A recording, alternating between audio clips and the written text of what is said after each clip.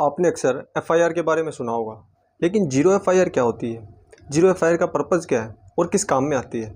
आज की इस वीडियो में जीरो एफआईआर से रिलेटेड ही कुछ इंपॉर्टेंट पॉइंट्स को डिस्कस करेंगे। वीडियो को अंत तक देखते रहिएगा। चलिए वीडियो को शुरू करते हैं। देखिए, जीरो एफआईआर को समझाने से पहले मैं आपको एक बार एफआईआर को दर्ज करवाने का जो जनरल रूल होता है वो बताना चाहता हूँ कि जनरल रूल क्या है। देखिए, जब कभी भी किसी भी एरिया में या किसी भी क्षेत्र में कोई भी अपराध होता है तो उस एरिया या क्षेत्र का कोई भी जो संबंधित जो थाना होता है या पुलिस स्टेशन होता है, यानी कि कंसर्न्ड उस एरिया का जो पुलिस स्टेशन है, एफआईआर हमेशा वहीं दर्ज होती है। ये जनरल रूल है कि जब कभी भी किसी भी एरिया में कोई भी अपराध होगा तो उस एरिया का जो कंसर्निंग जो पुलिस डिपार्टमेंट है, पुलिस स्टेशन है, वहाँ पर ही क्या होगी, एफआईआर दर्ज होगी। ये जनरल रूल है। अब आते हैं जीरो एफआईआर क्या होती है। इसको मैं आपको एक उदाहरण के जरिए समझाने की कोशिश करता हूँ।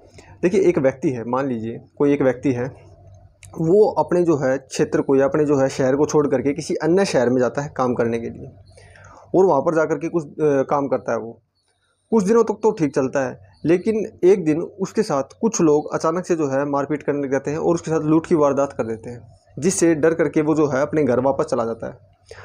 तो अब वो अपने घर वालों को ये बताता है कि उसके साथ में उस शहर में लूट की वारदात हो गई थी, जिसके कारण से वो अपने घर पर वापस आ गया। अब बात ये आती है कि एफआईआर कहाँ दर्ज कराई जाए इस मामले के लिए।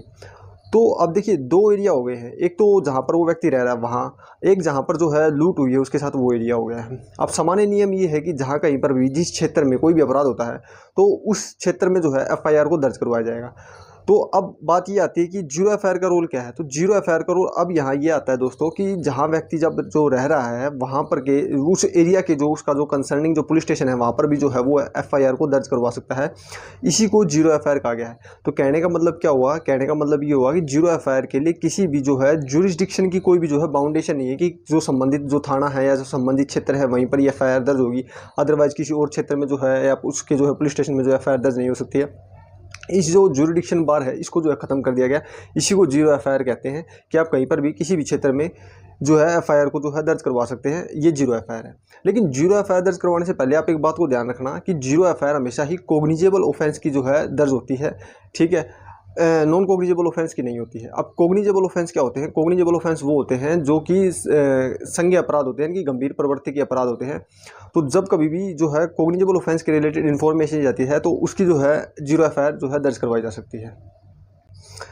अब इससे रिलेटेड प्रोविजंस कहाँ हैं, मतलब कि जीरो एफआईआर का मतलब भी समझ लिया, जीरो एफआईआर होती क्या है ये भी समझ लिया, लेकिन इससे रिलेटेड प्रोविजंस क्या हैं और प्रोविजंस कहाँ हैं और किस एक्ट में है। तो देखिए, सेक्शन 173 है भारतीय नागरिक सुरक्षा संहिता का, वो इसी चीज़ से रिलेटेड है और वो इसी के बारे में बात करता है, जीरो एफआईआर के बारे में। मैं एक बार उसकी सेक्शन की है आपको रीडिंग करके बता देता हूँ ताकि समझने में आसानी होगी। देखिए, सेक्शन 173 BNSS यानी कि भारतीय नागरिक सुरक्षा संहिता का सेक्शन 173 ये कहता है कि every information relating to the commission of a cognizable offence irrespective of the area where the offense is committed may be given orally or by electronic communication to an officer in charge of the police station।